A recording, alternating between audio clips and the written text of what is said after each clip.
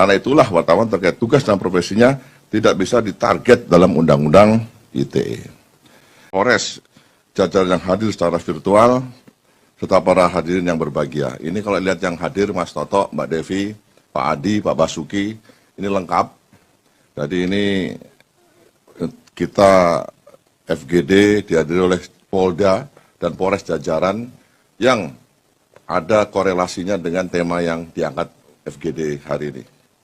Mengawali sambutan ini, marilah kita panjatkan puji syukur kepada Tuhan Yang Maha Kuasa atas berkat limpahan rahmat dan karunia-Nya, kita diberikan kesempatan untuk berjumpa dalam waktu yang penuh bahagia dalam kegiatan dialog publik dengan tema kemerdekaan pers dan perlindungan jurnalis. Semoga kegiatan ini dapat bermanfaat bagi bangsa yang kita cintai ini. Bapak, Ibu, serta hadirin yang berbahagia, sebagaimana kita ketahui bersama bahwa pers memainkan peran yang sangat strategis dalam mensukseskan agenda pembangunan di suatu bangsa. Karena pers menghadirkan berbagai informasi dan kritik sebagai kontrol sosial dalam mengawal pembangunan tersebut. Di samping itu, rencana maupun implementasi dari program-program pembangunan perlu disosialisasikan agar diketahui dan mendapat dukungan dari masyarakat. Pers di tahun politik saat ini harus mampu menempatkan diri sebagai pers yang berkeadilan, baik untuk partai politik maupun peserta pemilu, dan tidak berlaku sebaliknya, yaitu sebagai sumber gaduh yang dapat memicu perpecahan dan pada akhirnya akan menimbulkan gangguan Kamtibmas. Undang-Undang Republik Indonesia Nomor 40 Tahun 99 tentang pers pada pasal 6 dijelaskan bahwa terdapat 5 peran pers dari pers nasional, yakni 1. Memenuhi hak masyarakat untuk mengetahui. 2. Menegakkan nilai-nilai dasar demokrasi, mendorong terwujudnya supremasi hukum dan hak asasi manusia serta menghormati kebinekaan. Yang ketiga, mengembangkan pendapat umum berdasarkan informasi yang tepat, akurat, dan benar. 4. Melakukan pengawasan, kritik, koreksi, dan saran terhadap hal-hal yang berkaitan dengan kepentingan umum. Yang kelima, memperjuangkan keadilan dan kebenaran.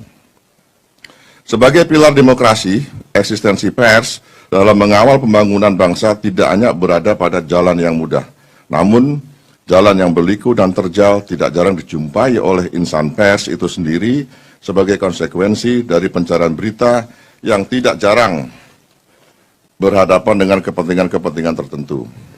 Berkaitan dengan kondisi tersebut, maka dalam pasal 2 pada Undang-Undang Pers ditegaskan bahwa kemerdekaan pers adalah salah satu wujud kedaulatan rakyat yang berasaskan prinsip-prinsip demokrasi, keadilan, dan supremasi hukum.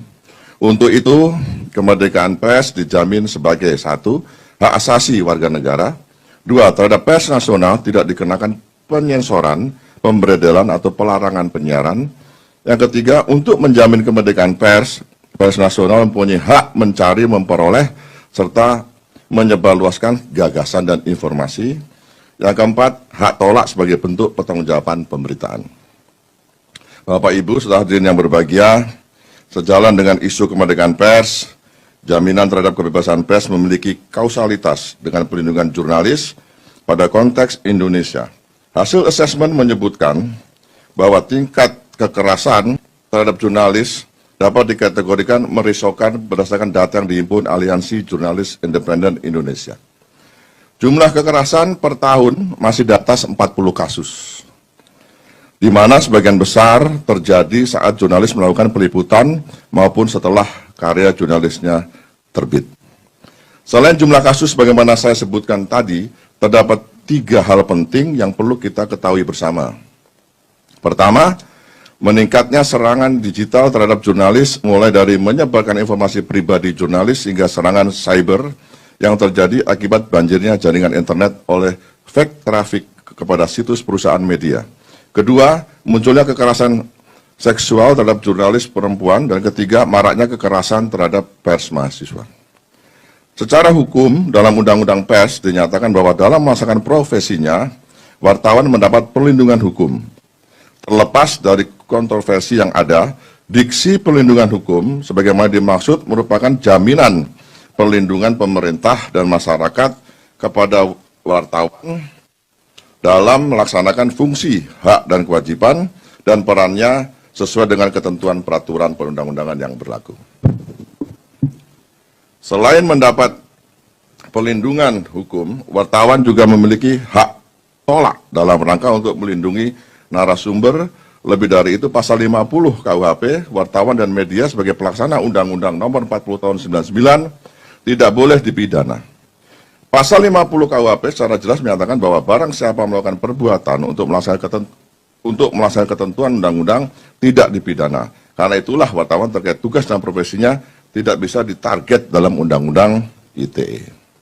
Ini perlu dipahami nanti Pak Mas Toto, Mbak Devi, silakan nanti didiskusikan, karena yang pesertanya ini ada dari Bareskrim juga, dari Divkum sebagai pembina fungsi utama di jajaran. Mudah-mudahan acara ini dapat berlangsung dengan lancar.